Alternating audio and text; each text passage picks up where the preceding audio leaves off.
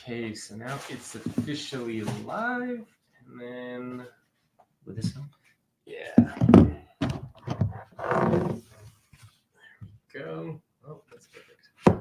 Still too low? No, that's actually great. That's better. Yeah. I have something else if you want it higher. No, that's actually perfect. All right, so now let me get the live post. Hello, everyone. We're going to start in just a minute.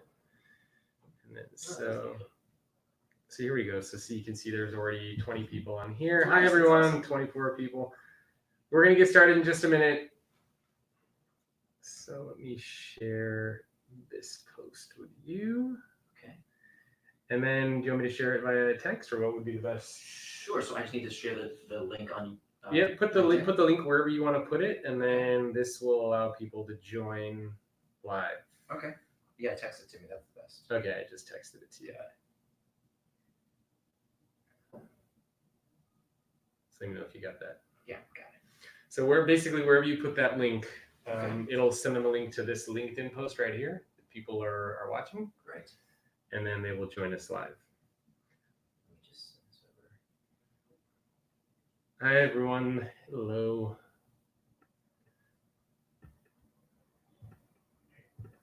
Do this.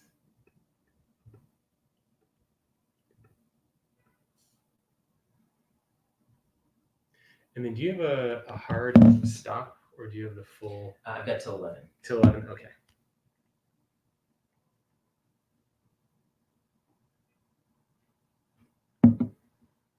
So yeah, it streams all over the place. Make sure this works. Test. Can you guys hear me okay? Anybody on any one of the multiple platforms that are watching right now, if you can let me know if you can hear me okay, that would be awesome.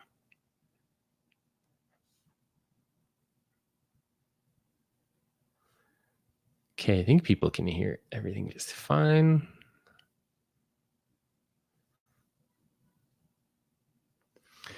And then let me know when it's up on yours, and then we can jump right in. Okay, I just texted someone who helps with that, so yeah, put it up. Cool. So, and there's your mic. Oh yeah. So basically the way it'll work is this will be live now, and then in a week or so it'll go up as an official podcast on like iTunes and all those other places. So people can watch the interview now live, whoever wants to join, and then later. Great. Love it. So let me just make sure I can see the comments coming in. Oh, hello, everyone. Okay, perfect. Okay, so lots of people. Hello, Chicago, Toronto.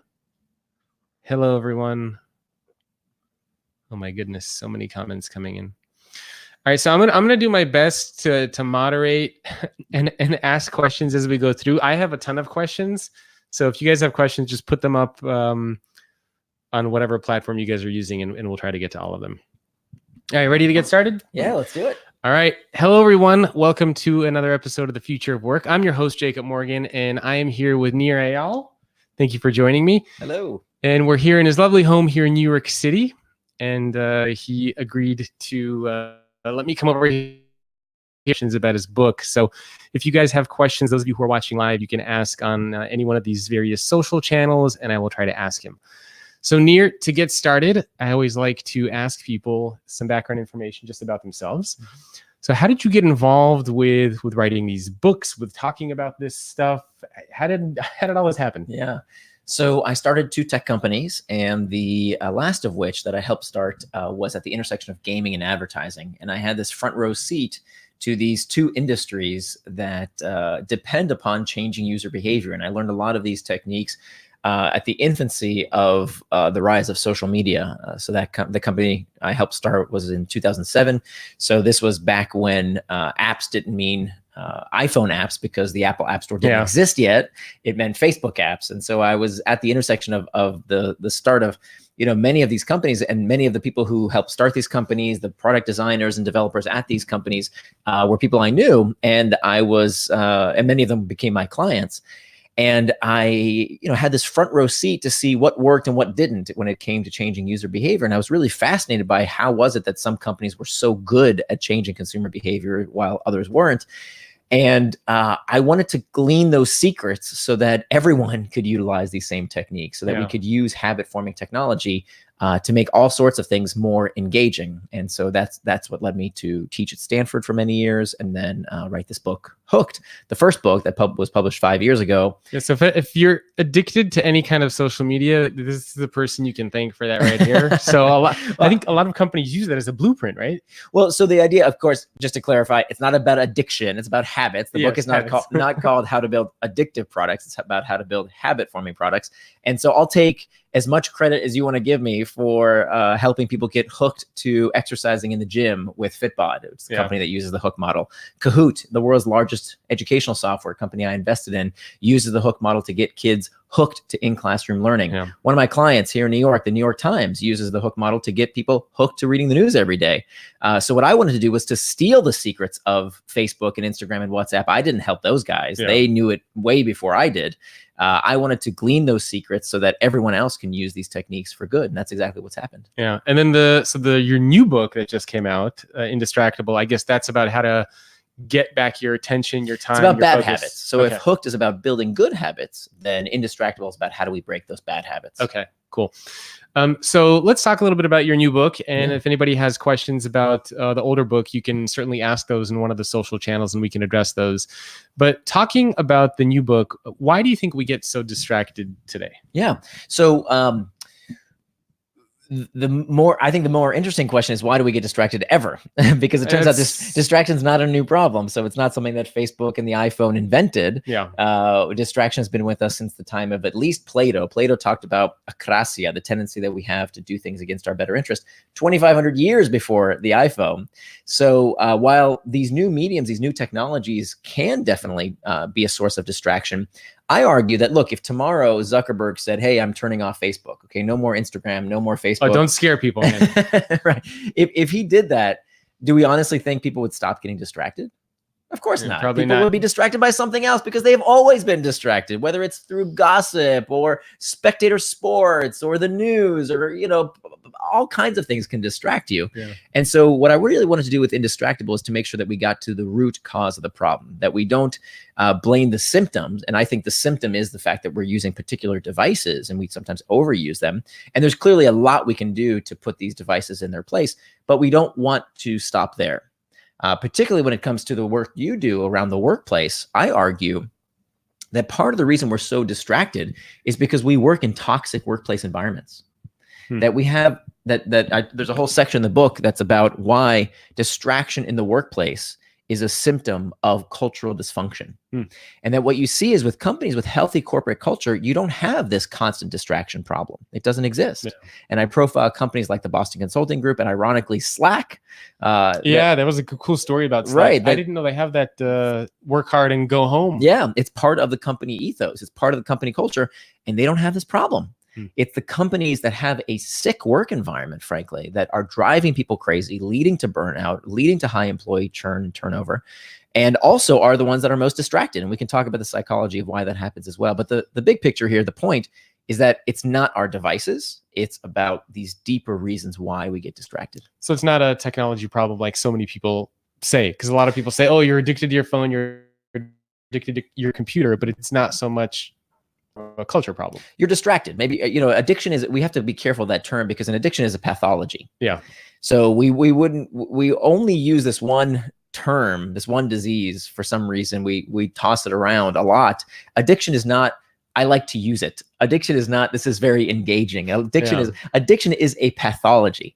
And some people do get addicted to technology. Clearly, some people get addicted to alcohol. Does that mean everybody does? Clearly, no. Not everyone who has a glass of wine with dinner is an alcoholic. So just because you like to use social tools or stuff like that doesn't mean you're addicted to it. So how? Right. But this is really important because when we use that language, it actually disempowers us. When we read in the media, when people say, oh, everyone's getting addicted to their devices, it's hijacking your brain. Yeah. It makes it true. And this is a really important point because it leads to what we call learned helplessness. So the war I'm fighting here is I want to empower people to realize, yes, these distractions play a role. Clearly, the device is in your hand. Yeah, right. It plays. You're looking at your guys' comments. So. Yeah, he's not looking at Facebook. He's I'm not being rude. I'm looking at your questions. But clearly, the device plays a role. Yeah. But it's not the root cause of the problem. And if we only blame the technology, if we only say the big bad tech companies are doing it to us, we fail to take responsibility for what we can do right now about the problem. Yeah. And so that's really what I'm trying to do, is to empower people to do something about the problem today. And it turns out, after 5 years of research, it's actually not that hard. There's so much we can do right now to make sure that we can get the best of these tools without letting them get the best of us. So how do you know if you're actually addicted to it or if you just like to use it? Is there like a fine line between addiction versus just kind of, I like to check social media all the time? Yeah. So when the definition of an addiction is a persistent compulsive dependency on a behavior or substance that harms the user. Okay. So the vast majority of people are kicked out of that definition immediately. Like when you ask people, when you say, okay, they say, oh my God, I'm so addicted to my devices. Have you tried? Right? Have you tried to dial back? Have you changed your notification settings? 2/3 of people with the smartphone never even change their notification settings. That's kindergarten stuff, right? Yeah. Really? You haven't turned off the Facebook constant pinging and dinging all the time? I got all that sort of stuff turned off on my phone. See, okay, but 2/3 of people don't. So to me, that's not an addiction. You haven't even tried. You haven't even taken the first step. If despite repeated attempts, you still can't, if you constantly ruminate on it, if you can't do anything else, like when a drug addict, a gambling addict, an alcohol addict, they can't function without it. It's not just dependency, it's that it causes harm despite the dependency. Yeah. You can be dependent on something without it being an addiction. We're dependent on electricity. It's true. It would be really bad if the power cut off, right? Yeah. We're dependent on our cars. It'd be really difficult to get along with life without our cars. So we can be dependent on a technology without being addicted to it. So we just want to be very careful about that terminology, because it's very disempowering. When people say, oh, I'm addicted to something, they like using that terminology, because an addiction, remember, requires a dealer, requires a pusher, requires someone doing it to me. Yeah. When I call it what it really is, a distraction, oh man, now I got to do something about it. Yeah. Right now I have to assume some personal responsibility. That's no fun. And so most people don't want to call it what it really is, a distraction, because that means, now they have to do something about the problem. So when you talk about work, you said it's to blame a lot of toxic culture. And usually I suppose this stems from the leaders, the managers of the company. Are there any signs that identify kind of a toxic culture, or what have you seen companies do that works well versus what does not work? So firstly, we should understand what type of work environment leads to this toxic kind of corporate culture. And what we find is that it's the confluence of two factors. That when a work environment has the confluence of high expectations coupled with low control. If you work in that type of office environment, that has been shown to be the type of office environment, a type of workplace that literally drives you crazy. So high environment and high expectations and low control. With low control. If you have high expectations and high control, that's fine. Okay. You can thrive in that kind of environment. It's where we have the confluence of high expectations coupled with low control that has been shown to actually increase prevalence of anxiety and depressive disorder. And what do people do when they feel anxious, when they feel depressed, when they feel bad? Guess what they do? They look for more agency. When they're denied agency, when they're denied control to do something about these circumstances, guess what they do? They call more superfluous meetings. They send out more stupid emails that didn't need to be sent. They not only distract themselves, they distract everybody else in the company. It's like a virus. It's exactly right. And it's all because of this crappy corporate culture. And what I found in my 5 years of researching this book is that not every company has this type of culture, right? And many companies, ironically, are the companies that some people blame for getting them distracted. So, for example, Slack. Everybody talks about how group chat, how Slack is so distracting. So I actually went to pay Slack a visit. I knocked on their door. I went to go see their corporate headquarters. And I was shocked to see that at Slack, this isn't a problem. That people don't report being very distracted by Slack at Slack, because you would think if it's the technology that's doing it to us, well, nobody uses Slack more than the people who work at Slack. They should be the most distracted people on earth. Yeah. But that's not what I found, because companies like Slack display these three qualities of a company that has an indistractable workplace culture. Number one, they give people psychological safety. Okay. Psychological safety is when people can talk about their concerns in the workplace without fear of getting fired. And this is an absolutely critical trait. Google has studied this extensively. They found that the best performing teams were not, we're constantly told this myth of, oh, if you want to have a great company, hire great people. Turns out that's not the defining trait. This was their like, was it Project Aristotle or Right. was it the Project Oxygen? They did like 2 really big studies internally. Yeah, but they found, they put together a PhD and people who won this prize and that prize and the smartest people they could find. That wasn't the best performing group. The best performing group was the ones where people could talk about their issues without fear of retribution.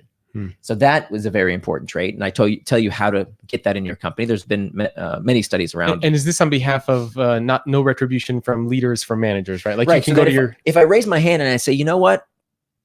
I don't like it that I have to constantly work at 9 p.m. at night when I want to go home to my family, right? Yeah. Like, why am I constantly connected? Can we talk about this problem? Can we talk about how we can fix this? Got it. In many companies, you are badged as lazy, or you're trying to get out of your work obligations. My wife did that and she was laid off. She was constantly forced to attend like 6 a.m. meetings and 10 p.m. meetings. And she spoke up and she's basically like, guys, I have a family, I have a kid, a child. And do we really need to do these meetings at 6 a.m. and 10 p.m.? And then shortly after she raised that concern, everyone was like, what the hell's wrong with this person? Yeah. And shortly after that, she was laid off. So let me be clear here. I'm not saying I don't like these kind of laws that they have in Europe that say, 35 hours, that's it, right? Yeah. No matter what. I don't think that's a good idea. What I don't like is the bait and switch, the corporate bait and switch of you think you're coming into a workplace organization when you interview with the company and you say, oh, what does working hours look like? And they sell you this song and dance. I've talked about this many times. Yeah, I love that. It's 40 hours a week, no problem. And then you get there and you say, oh, it's 40 hours a week in the office. Yeah. But then it's another 20, 30 hours on nights and weekends. Yep. That's the bait and switch. If you know what you're getting into, right? If you want to go work on Wall Street, if you want to go start a startup, look, that's par for the course. You need to know what you're getting into. What I don't like is when companies lie about it and tell employees one thing and then they get there and they find something else. Well, of course, you're going to have high employee churn if you're not straight with people. I like to call that sort of the online dating problem, where basically, the person whose profile you see online and the person who shows up to the date are always not the same person. Yeah. And so, online on dating profiles, everyone puts their best pictures, they tell these great stories, and then they actually show up to the date and you're like, I don't recognize you at all. Yeah. And I think companies do the exact same thing. They totally do. I mean, the most important factors of who are you working with oftentimes are not even revealed. And, as much as we talk about company culture, really it's about your team culture, because people don't work with everybody in an organization. They typically work with a small group. They work with their direct reports or their boss. And so that has a heavy influence on your workplace happiness is, that those kind of expectations and control. And some companies are actually brutally honest, like Netflix. I know they're very honest about what it's like to work there, and they will just tell you up front, we'll pay you well, you're going to be treated well, but you are going to work like a mad person. And I have no problem with that. If you know what you're getting yourself into, okay, that's up to you. Yeah. It's your choice. It's that bait and switch that I really have a problem with. But I would argue, even at those companies that have crazy hours, even at those companies, crazy hours does not necessarily equate with distraction. That even at those companies that you're going to work crazy hours, having psychological safety, having the ability to talk about any problem, if you don't have that capability, that is the real problem. And if you look at corporate malfeasance, the history of corporate malfeasance from Tyco to Enron to now Boeing with the 737 MAX disaster, in every one of those incidents, someone knew what was going on and didn't talk about it because they were afraid of getting fired. Yep. And that's when you have a lack of psychological safety. So that's the first trait, is you have to have psychological safety. Number 2 is that you have to give employees a forum to talk about these problems. Okay. And so if you can talk about distraction in the workplace, you can talk about all sorts of other things. And it turns out that companies that have adopted this practice of having some place for people to talk about the concerns, not only can they manage distraction, they find out they have all kinds of other skeletons in the closet that they can improve upon. And then the third trait, and it's probably the most important, is that management exemplifies what it means to be indistractable. That culture flows downhill. Lead by example. Lead by example. And so if company management shows up to meetings and in the middle of the meeting, oh yeah, go ahead, just have the meeting. Let me just do this. Oh, that happens all the time. All the time. It's maddening, right? And of course it sets the pace. Then now everybody else is thinking, it's like secondhand smoke, right? Once a smoker smells smoke, they say, oh, I guess this is a good time to smoke. And so what happens in these corporate meetings is we have a bunch of zombies sitting around the table who are there physically, but their brains are somewhere else. So why the hell are we having these meetings? And so having a corporate culture where management displays, no, this is how we live. This is how we work here. At Slack, it's a perfect example. If you walk into Slack headquarters, on the walls, you will see in bright pink letters, there's actually a picture of it in my book, Indistractable, and it says, work hard and go home. because everybody in the company, from Stuart Butterfield, the CEO, on down, believes in this ethos that this is how we work. This is part of our company culture. Yeah, which is fantastic. And then I think a lot of people also assume that just because you're always connected means you always have to be available. Like you get Wi-Fi anywhere, you're on vacation, you get Wi-Fi, and everyone's just kind of like, I gotta check, I gotta see what's going on. But again, it's not so much a technology problem; it's because the expectation looking at emails at 10 o'clock at night. Yeah, let's morph this into an older technology. Let's say the telephone, right? So if you're having dinner with your family on a Friday night, it's 8 p.m., and your boss calls you and says, "Hey, I need you to do something for me right now," is it the telephone that's at fault? Or is it your crappy boss and the company culture that enables your crappy boss to think that's okay to do? Yeah. Clearly, it's not the phone's fault. Yeah. That's a very old technology. It's just a tool. Exactly. It's the tool. And so the real cause, now, technology makes it worse, of course. It can perpetuate that distraction, but it's not the root cause. And I understand that you actually tried to do some little experiments on yourself. Reading the book. So can you talk about some of the things that you tried to do and why they didn't work? Sure. So I only write a book, and the reason I write a book only about every 5 years has been my cadence, is because most of the time so let me back up. The reason I write a book, the genesis is always that I have some kind of problem in my life that I don't know the answer to. And so what I always do, the first step, is to read what's been written about the problem. And 99% of the time, somebody has already written a good book that answers the question I have. But once in a while, I find a topic that people haven't answered to my satisfaction. So this is what happened with distraction.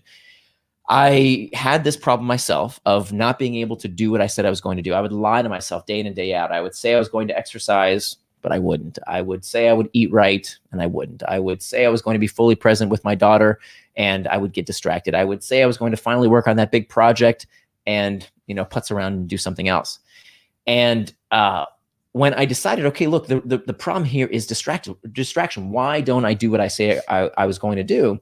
I read every book on the topic, and they all basically said the same thing. It's technology's fault. Get rid of the technology. Well, first of all, thanks, professor, who doesn't even have a social media account. That's not very useful to me. I always find that fascinating. The people who write the books are like not on social media. Yeah, I mean, we need it for our livelihood. Can you imagine that, the latest technique du jour is this 30-day digital detox? Yeah. Can you imagine? Like, you get fired. How could you possibly do that? You need it for your livelihood these days. Yeah. And so I didn't think that was a very practical solution, but I tried it anyway because I work for myself. So I have the luxury, unlike most people, you can't just say, oh, I'm not going to use email for 30 days. Come on, give me a break. You're going to get fired. But I said, okay, I'm going to try it. Maybe that really is the source of the problem. Maybe it really is the technology. So I got myself a flip phone from Alibaba for $12, and all it does is send and receive calls and text messages. Nice. I got myself a word processor from eBay that they used to have in the 1990s. They don't even make these anymore. And I would sit down at my desk and I say, okay, now I'm going to do that project. Now I'm going to focus. I'm finally going to do what I said I'm going to do. And I'd say, oh, you know what? There's that book I've been meaning to do a bit of research in. Let me just check that out for real quick. Or let me just clean up my desk. Or the trash. I should probably take out the trash. And I kept getting distracted because the root cause of the problem is not whatever device you're using to distract yourself. It was what was going on inside of me. It's that I hadn't figured out how to deal with what we call the internal triggers that prompt us towards distraction. Okay. And so, we talked about the workplace stuff, but if you put aside the workplace stuff as well, do people still get distracted just in their personal life, like regardless of their manager, corporate culture? You still use technology as kind of like a little crux to go to? Sure. So when we talk about, first of all, we have to define what I mean by distraction. So the best way to understand what distraction is to understand what it is not. The opposite of distraction is not focus.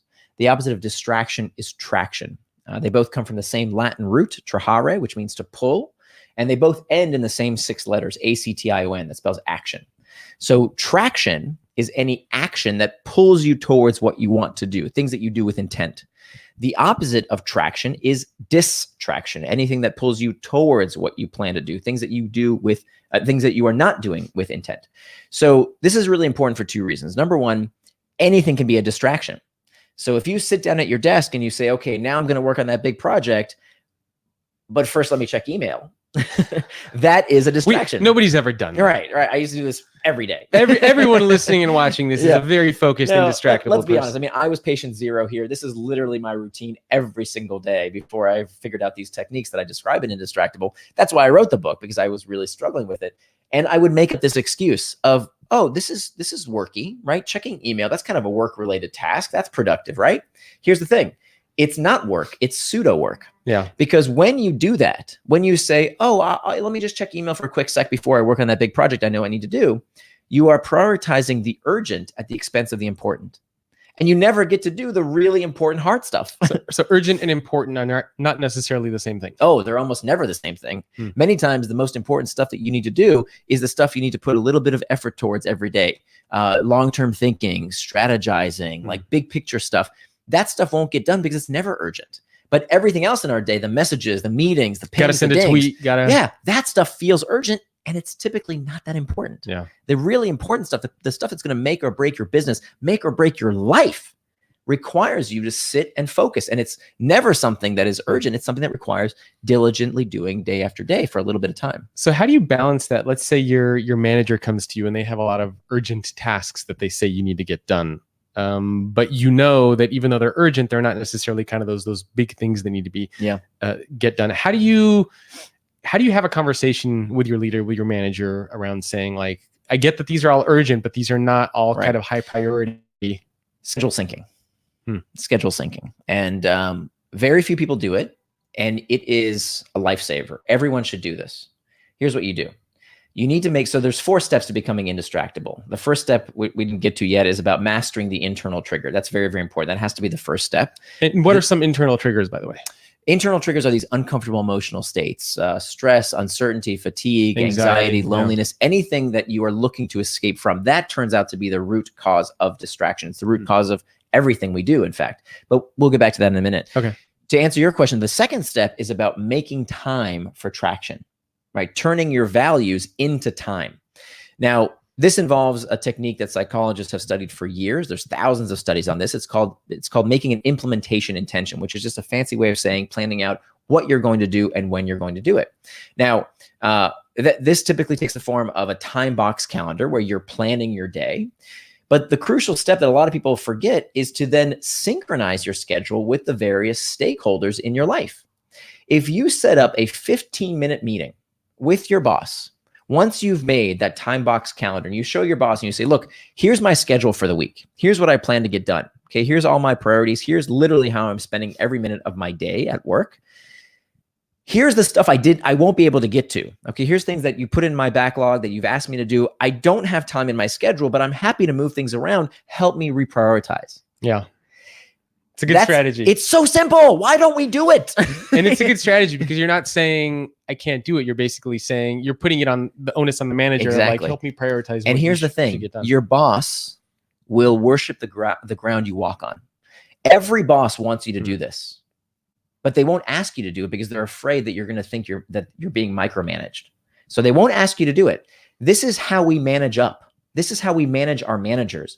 We make our time box schedule, including time for focused work. We let our boss know, hey, you know what, boss? From 9 to 10, that's my focused work time. That's my time to think big picture. That's my time to be left alone. Please don't come by my desk. Please don't ask me to do something for that hour. People would love to say that. But here's the thing. If you do that, if you show them, look, the rest of the day I'm doing this, I'm doing that. For that hour, half hour, 15 minutes, whatever it is that you need to get your head on straight to do that focused work time, your boss will let you do that. Believe me. If it's just 15 minutes or so, if that's what you need, that's okay. Now, if you work in the type of job that is 100% reactive, okay, if you work in a call center, I'll give you a pass.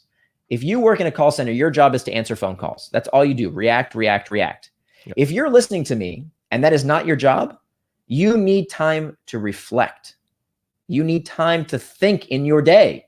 And your boss will get that. Unless your job is 100% reactive, you need time for reflection, but you won't get that time unless you plan for it. So by sitting down with your boss, showing them your time box calendar and showing them, here's what I have time for, here's what I don't have time for, help me reprioritize. What you will find is that many times your boss will say, oh my goodness, you know what? That thing that you plan to do, that's actually not that important. But this thing that you didn't put in your calendar, that's actually much more important. Can you swap those out?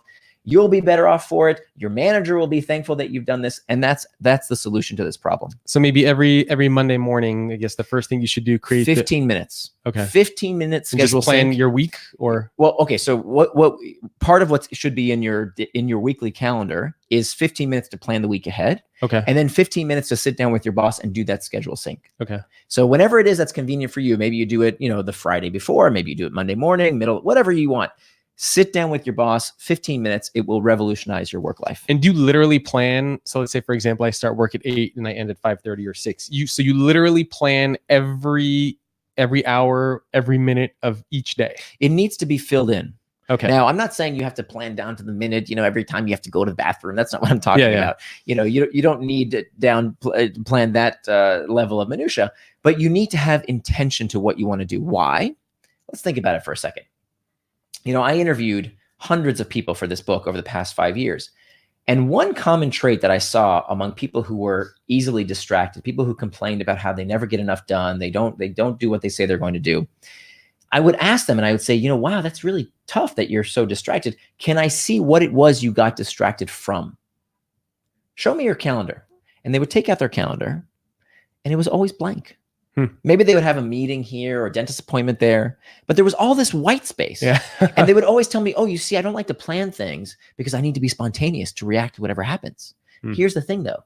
If you don't plan your day, somebody's going to plan it for you. Yeah. And more importantly, somebody will bug you with something. Exactly. And most importantly here, you can't call something a distraction unless you know what it distracted you from. If you have white space in your calendar, don't be surprised if you're checking Facebook or email or Slack channels or YouTube or whatever other distraction because you didn't plan what you wanted to do with your time. So you have to decide in advance. That's why this is so important. It's actually less important whether you stick to it very rigidly because things might come up. Yeah. The point is that you can look at that calendar and say, everything I plan to do is traction. Everything else is a distraction. Even the stuff that feels productive, like checking email. So therefore, distraction can't trick us anymore because we said, oh, this is not time for email. This is time for working on that big project because that's what I said I would do. And so then you can look at it and you can analyze it and say, okay, if I did fall off track, why did I fall off track? Well, there's only 3 reasons. Either it was an internal trigger. It was some kind of uncomfortable emotional state, boredom, uncertainty, anxiety. That's the number one source of distraction. And I guess dealing with that as a whole. That's step 1. Okay. And the book there's a big section on how to deal with internal triggers. That's the most important first step. You got to identify obviously what that trigger is. That's right. Okay. That's right. The second potential cause is an external trigger, a ping, a ding, a ring, your boss tapping you on the shoulder, whatever that could be. I tell you strategies for how to deal with that. Or the only other reason is a planning problem, in which case we're going to revise our calendar for the week ahead to make it easier to live up to our values and do what we say we're going to do in the following week. Okay. No, that makes sense. And I like this idea of, you call it time boxing, scheduling your day. So I guess that's a pretty effective strategy you found for people to avoid getting distracted. Right. Okay. And you don't need to plan everything down to the minute. Like you said, it's just kind of high level. Like I'm going to spend 1 hour here focusing on this, 1 hour here focusing on that. The reason this is so important is that I'm gonna kill a sacred cow here. I hate to-do lists. I was just going to ask you, to-do lists. Yeah, everybody has to-do lists. Everybody has to-do lists. And I should clarify, it's not that I hate to-do lists. I hate the way most people use to-do lists. Okay. They think it's good enough. And we've been told that if you want to get stuff done, you just put it on a to-do list and magically, ta-da, it'll get stuff done. So I followed that methodology and I'd have 100 things on my to-do list. And I'd have a great day. I'd be super productive and I'd get 10 things done. And then at the end of the day, when I said, you know what, man, I'd really like to watch some Netflix. I'd really like to just chill out and relax, play with my kid, do something else. I'd look at my to-do list. And I'd say, but I still have 90 more things to do. And I would never feel good about taking time off to relax. Yeah. That's why I hate to-do lists, because they're all about the output, not the input. However, when you use a to-do list in conjunction with a time box calendar, now when you come home from work and you say, I'm going to watch Netflix, I'm going to watch that game, I'm going to spend time with my friends or my family, you can enjoy it because it's exactly what you plan to do with your time. Yeah. And so what we want to do is not, many people, I used to do this, we would put on our to-do list, finish this, finish that. That is not what should be on your to-do list because you don't control that. How many times have you said, I'm going to finish that presentation, I'm going to finish that project, but Nancy has the numbers and Jimmy has the graphics, and you can't finish it in time because other people, you're depending on other people. So you can't always control those things. But here's the thing you can control. You can control the input of time. So the only goal on your calendar and on your to-do list is to work on a particular task for a set number of minutes without distraction. Okay. That you can always win. You can always complete. So instead of finish that big presentation, in which case you don't know, is it going to take you 30 minutes? It's going to take you 3 hours. Very difficult to predict. We're terrible as humans at predicting how long something will take us. Yeah. But what you can do is to say, work on the presentation for 1 hour without distraction. And then you're always a winner, right? Because all you have to do is to practice that trait of becoming indistractable by doing what you said you're going to do for each block of time. That's it. So what about for leaders, for managers inside of organizations who are listening or watching this? What steps can they take to help make sure that that toxic culture doesn't exist? Because ultimately they're oftentimes responsible for a lot of this stuff. Sure. So they probably need to change their behaviors too. Where do they start? So there's, if you're in a management position, really you have no excuse because you're probably the source of the problem for people. If you're a manager, you're the problem. Yeah. In many ways, you might Tough be. love. Yeah. But this is a good thing because if you find that you have employee retention issues, if you find that people aren't as productive as they should be, if you find that people are way more distracted than you'd like them to be, ironically, as I mentioned before, when people do work in these type of toxic work environments with high expectations and low controls, the reason they get more distracted and get less done is because of that workplace culture. That in fact, by giving people agency and control over their time, ironically, they become way more productive because what are we doing? We're increasing their agency, that characteristic that's missing, the low control. Now we have high expectation with high control. That's a great work environment. Right? So when people have greater agency over their time, when we institute practices like using these time box calendars that we schedule sync for, that is the type of behavior that we can institute to help people feel in greater control of their time and help our colleagues become more indistractable by first and foremost becoming indistractable ourselves. So you asked what the first step is. The first step is to lead by example. Right? Follow the tactics in the book. There's hundreds of things that you can do one at a time. You don't have to do everything all at once, but one at a time, you can start instituting these practices to become indistractable yourself, to lead by example.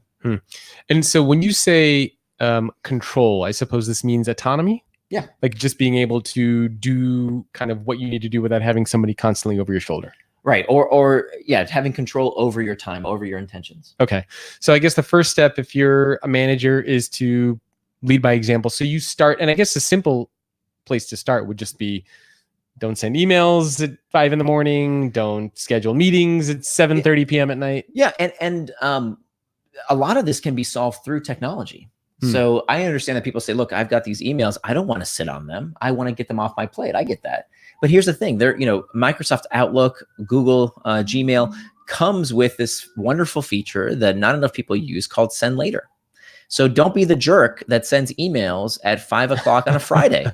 You can push Send Later, and that email will be received Monday morning if it's not urgent. Because you know what's going to happen. If you as a manager send an email at 7 p.m. or 6 p.m. on a Friday, people are going to think you expect a response on Saturday, and they're going to take their time when they should be with their family, should be enjoying time doing something else, to respond to you. So that's simple stuff. That's the kind of new etiquette that a boss these days needs to abide by. So somebody asked the question here on LinkedIn, and they said that inside of an organization, you can probably have different types of cultures where you have some managers who are very much about being indistractable, whereas other managers are not. Do you have any advice or suggestions on how to navigate those pockets? Yeah. So this is not going to change quickly. What can change quickly is you. And that's where we should start. Become indistractable yourself. Set an example to your colleagues, no matter what layer of the organization you're in. By becoming indistractable yourself, you set the example. There are many tactics in the book that inherently others will see. For example, one of the most pernicious sources of distraction in the modern workplace comes from the open floor plan office. That's a sore spot for everyone. A lot of people work in these open floor plan offices, and it turns out on surveys, people rate other people as the number one source of distraction over their devices. Really? That is the number one source of distraction in the workplace. So you're not a fan of open floor plans? Here's the thing. they're not going away. I'm not a big fan of them, but they're not going to disappear. So what do? We have to adapt ourselves to our environments. So how do we do that? In every copy of Indistractable, my book, there is a piece of cardstock that's bright red that you tear out of the book, you fold it into thirds, and you put it on your computer monitor. And it says, I'm indistractable, please come back later. And that tells your colleagues, look, for this amount of time, I need to do some focused work right now. Okay. And some people say, oh, that's what I put on headphones for, I was just right? going to ask you, headphones. But here's the thing. When you wear headphones, people think you're watching YouTube videos. So you're not setting the right message. But when you say, look, I'm doing my work, I just need to focus for a little bit. And I'm not saying do this all day long. It's okay to interact with colleagues, but for certain times of the day, when you've planned ahead for it, it's perfectly fine to put that screen sign on your monitor to tell your colleagues, please don't interrupt. I'm doing something that requires focus. I'm indistractable at the moment. Very, very helpful. And the more people do that, the more people see that that is an acceptable thing to do. Yeah. And so it can permeate throughout the organization. So to answer the earlier question, you're not going to change corporate culture overnight. Start with yourself, start with your team. This is what they did at the Boston Consulting Group. I actually worked there as my first job out of college. Terrible work environment. They used to have very high employee churn. I was one of the employees who churned. I got out of there as quickly as I could after. But look, it set you off on your current career. Because now I learned how awful the corporate workplace can be. Yeah. The good news is, the happy ending is that that at Boston Consulting Group, they instituted this experiment with just one case team that exemplified these three traits we talked about earlier: psychological safety, a forum to talk about your problems, and management exemplifying what it means to be indistractable. And that permeated throughout the organization. And today, the Boston Consulting Group is rated by their employees as one of America's best places to work. Wow. And they have much lower employee churn because they've instituted some of these policies. So you got to start small. Start with yourself, then your team, and then hopefully it'll permeate throughout the organization. So a lot of people who are listening and watching this live keep asking about technology. I think people are having a very hard time embracing the concept that it's not a technology problem. Well, but yes, that's true. But there are definitely solutions to the technology problem, as long as we recognize that those are the symptoms. So, for example, if you get a cold, the underlying cause is the cold bug, right? Is the virus that you caught. But you can take medicine to make you feel better. Yeah. And so part of what I talk about in the book is about how to hack back the external triggers. So there's a whole chapter in the book about how to hack back email. You can reduce the number of emails or the time spent on email. I only check email once a day at 4 o'clock. There you go. So because I found I had a lot of these same problems. Yeah. And working for yourself, that oftentimes people want to pick your brain. They want to invite you to an event. They just want to jump on a phone call with you for 20 minutes. And so when I first started off going off on my own, I would say yes to everything. Yeah. Pick my brain, I'll attend the event, I'll do whatever. And then I would get home at the end of the day, I'd be exhausted. And I would find that I got literally nothing done that I needed to get done. Right. Because you're letting other people decide your time versus you deciding.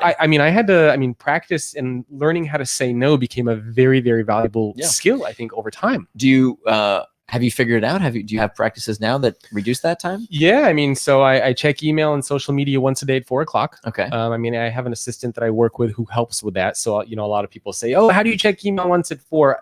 I guess it's kind of cheating because I have somebody who helps me with that. I avoid, don't have TV in the bedroom. We try to not have phones and technology during meal times. Yeah. We try to do these little types of things to be a little bit more human in our lives and in our relationship. And it's funny because sometimes, like when I'm hanging out with my wife, we have this, it's very tempting to reach for your phone. And so we started saying this phrase to each other. We just say, just sit and be bored with me. Like learn to just sit and hang out with me. Cause sometimes like I'm addicted to chess, for example. Like I'm constantly, if I have free time, I'm doing like a chess puzzle, I'm doing like a chess tactic. And, my wife gets a little annoyed. Like if we're sitting there and I'm doing a chess puzzle, she's like, why don't you just sit and learn to be bored with me? Yeah. And I feel like people, we can't accept that we're bored anymore. It's like, if I'm sitting there and I have time, I should be reading something. I should be tweeting something. I should be emailing something. But like, it's okay to just sit and just hang out and watch people. And we used to do this all the time. People forget that this is like something that we used to do. I would argue people have always been finding ways to escape boredom. Yeah. Right. So it's not a new, again, I don't think that it's necessarily a technology problem. I think that what's changed is that if you are looking to escape, it's easier than ever. True. right? That you can find that escape because it's just sitting here in our pocket. But the good news is that we can hack back. So there is a chapter in the book about how to hack back your phone, how to hack back your computer, how to hack back email. You can say meetings. You talked about meetings. Meetings, of course. I mean, oh my God, what a crazy waste of time stupid meetings are in most organizations, right? Most people say that 60% of the meetings they go to are a complete waste of time. So I tell you strategies for how to hack back all those environments. Group chat, you can hack back that. All kinds of ways to actually change the technology in simple ways that can prevent them from constantly distracting you. What are maybe one or two of your favorite ways to hack back on some of these things? Sure. So email, everybody hates email. And so this is, but do they hate? So I debate on this. So do people hate email, or do they like getting those notifications, those dings? Like sometimes I feel like people get a little bit of a, the little, they feel important. Yeah, the endorphins. Because if you ask people, and I'm sure this has happened to you, you're at dinner with somebody and they're like, oh my, I'm so busy. I got so many emails. I got to respond to these Slack messages. And they feel like you feel like you're wanted and needed. So do you think people actually hate that stuff? I don't know if it's about seeking pleasure as much as it is avoiding pain. We've been here before, right? Yeah. With smoking, right? I remember in the 1980s when I grew up, one of my first memories is I remember it was very strange. Like any millennial hearing this is going to think this is ridiculous, but I remember people would come over to your home and just smoke in your living room. Like we had ashtrays in our living room because people just expected that that's what you were able to do. And it sounds ridiculous that was the case. That was what people did. Can you imagine if someone just came into your house and smoked a cigarette? That'd be crazy, right? Well, unheard of now. Yeah. What changed? Was it our laws? No, there's no law that says you can't smoke in someone's private residence. You can do that. There's no law that prevents it. What changed was our manners, our norms, our mores. And so what's happening now is that people are starting to become more conscious of this. This is why the book is called Indistractable. Is because we know that when you have a moniker, when you have some kind of label that you identify yourself with, you become much more likely to stay on track. And so now we start seeing that people are getting the message that, hey, if you're checking your device in the middle of a lunch date or a meeting, you should be called out on it. Now, not in an aggressive way. There's a very simple tactic you can use. When you see someone using their phone in a time when they should be fully present, you don't know what's on the other side of that screen, right? So what you can say when you see someone looking at their phone, you can say, hey, I see you're on your device. Is everything okay? Yeah. Right. Is everything okay? Because there could be an emergency. There could be a disaster, but chances are it's just some stupid shit. That you're gonna be saying, "Are you okay?" quite a lot. But here's the thing. This is how we spread the message. This is how we inoculate society with social antibodies, just like we did with cigarettes. Yeah. It became unacceptable. And we already see this happening. We see people talking about, I went on this date and this person was using their phone. What a jerk, and more people are starting to hear this message that there's a right place and a wrong place to use these tools. So you can push back. It's okay. Right. And this is what I'm looking for. I am looking for people who, just like in the 1980s, said, like my mom did, she said, I'm a non-smoker. And if you want to smoke when you come to visit, that's no problem. Please go outside. She lost friends over that. Really? Yeah. People said, are you kidding me? That's so rude. You're telling me to smoke outside? That was considered so odd back then. Of course, now nobody would dream of smoking in someone's home.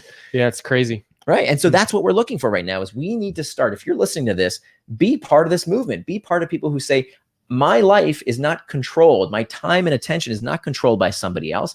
I decide how I spend my time, my attention, and my life. So I know we only have a couple of minutes left. Maybe we could talk a little bit about the future really quick, because we're already starting to see more technology, virtual reality, augmented reality, more connectivity. Do you think this problem is going to get worse in the coming years? If you let it. I think the world is going to certainly become a more potentially distracting place. I mean, like you said, if you think the world is distracting now, just wait until we have augmented reality and virtual reality. Who knows what's going to happen next? Yeah. I think the world is really bifurcating into people who say, I am indistractable. This is the kind of person I am.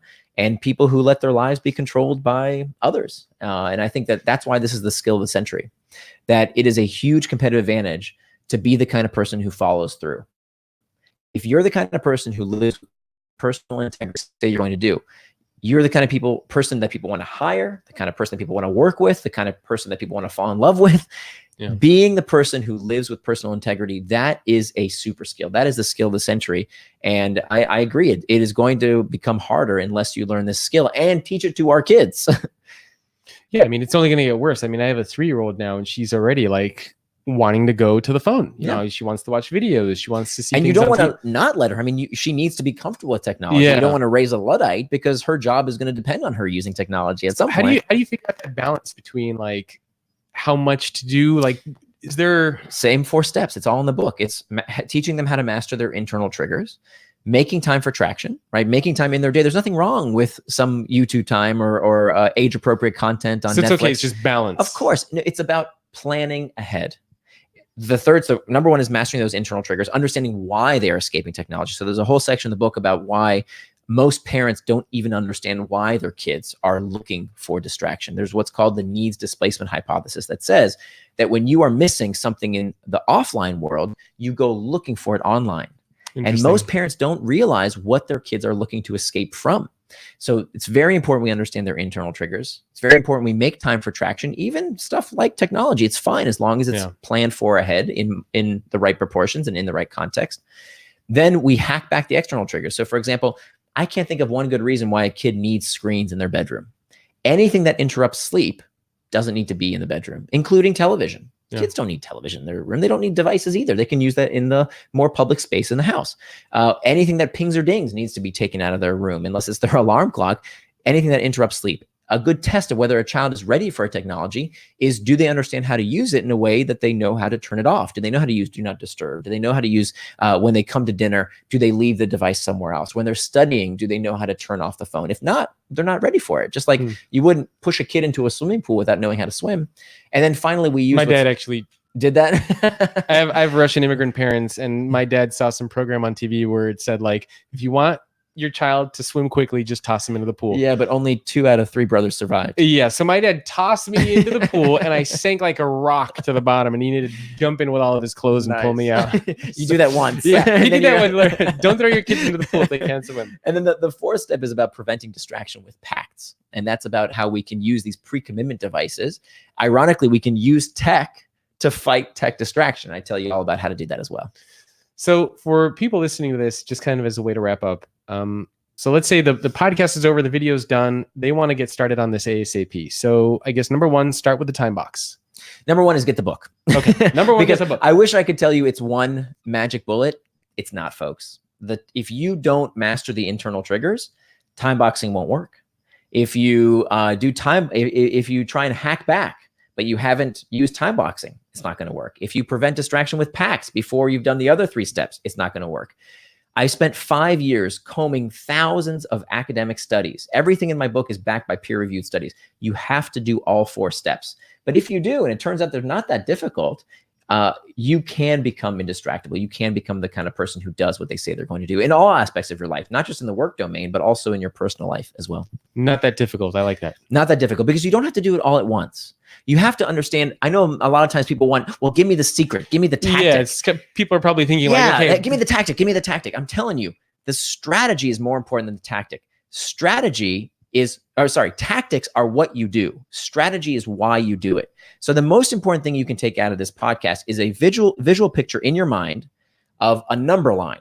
And to the right is traction, things that you plan to do. To the left is distraction, anything that is not that. Then you've got 2 arrows, one pointing to external triggers and one internal triggers, prompting you to traction or distraction.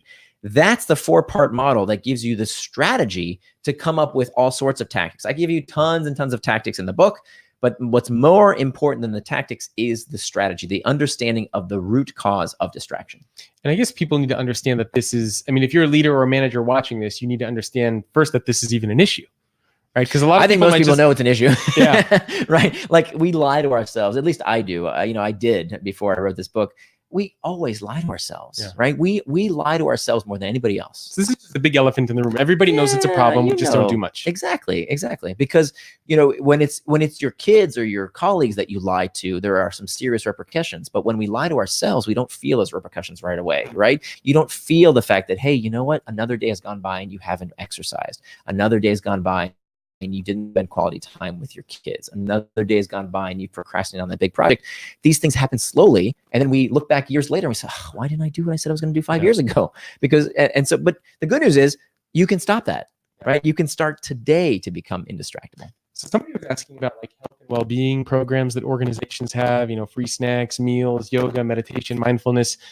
Is that a help at all? Is that more of a tactic, or would you say that organizations are just doing this without addressing kind of the core problem? I think we should be thankful for corporations for even trying. I think that's wonderful that they offer. I'm not going to complain about free snacks and free yoga, but I think it's up to us as individuals to use them in their place, to use them appropriately. And so it really comes down to us to live out our values. And the only way to do that is to turn our values into time. And so I think, yoga class is wonderful if that's what you plan to do. But if you're going to yoga class because your life is so crazy and you can't deal with the other issues in your life, well, maybe it's also a distraction, right? So it's never about the behavior. Like I said earlier, anything can be a distraction, even the things that we think are healthy in life, right? I've known people who are literally, and I don't use the word softly, addicted to exercise, and not in a good way. They go on these runs, they do the marathons because they're escaping stuff in their life they don't know how to deal with. It's kind of like a deeper philosophical, psychological issue that I think is going out there. That's right. Anything can be a distraction, and likely, and conversely, anything can be traction. So if you plan how much of your day you want to spend doing a particular thing, then it's fine. And so I'm not going to say that, playing video games is bad for you. Why is it any worse than watching a football game on TV? Yeah. As long as you do it on your schedule, not on the app makers. This requires, it seems like, a lot of self-awareness. That is part of it. That is part of it. But this is part of living life as an adult, right? Kids don't have much self-awareness, right? Kids just do whatever they want to do impulsively. But if we want to grow up, part of it is being aware of where we have impulse control issues. That's part of being an adult. And all of this, by the way, is really about impulse control. That fundamentally, it is about this impulsiveness that leads us towards distraction. But here's the good news. Evolution has given the human race this amazing ability that no other animal has on Earth, which is the ability to see into the future. We can predict what is going to happen better than any other creature on Earth. And so the antidote to impulsiveness is forethought. If you wait till the chocolate cake is on the fork, you're going to eat it. If the cigarette is lit, you're going to smoke it. If you're sleeping next to your cell phone, you're going to pick it up first thing in the morning before you even kiss your loved one and say good morning.